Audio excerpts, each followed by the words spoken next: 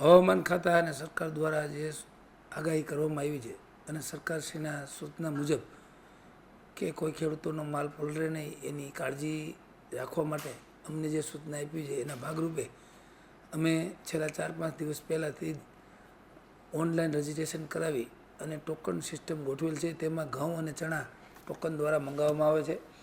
બાકીની જે જણસીઓ કપાસ, મગફળી, જીરું, ધાણા, સોયાબીન અને સિંગફાળા અને અન્ય જણસીઓ રોજે રોજ મેસેજ દ્વારા જાણ કરી અને મંગાવવામાં આવે છે.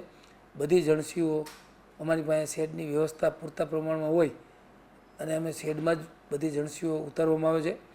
ખેડૂતોને પણ વિનંતી કરું છું કે યાર્ડ દ્વારા જે પણ સૂચના મળે એ પ્રમાણે માલ તાલપત્રી ઢાંકી અને યાર્ડે લઈ આવો અને વેપારીઓ દ્વારા એમને જણસી હરાજી દ્વારા હરાજી પૂરી થાય અને માલ એમનો જોખાય અને બારદાન ભરાઈ જાય તો એમને એમનો માલ સમયસર લોડિંગ કરી લેવો, જેથી કરીને વાછટથી કે વરસાદથી માલ બગડે નહીં. અને વેપારી ખેડૂતો અને દલાલ ભાઈઓ બધાને હું વિનંતી કરું છું કે યાર્ડ પૂરી કાળજી રાખે છે તો તમે પણ એમાં મને મદદરૂપ થશો.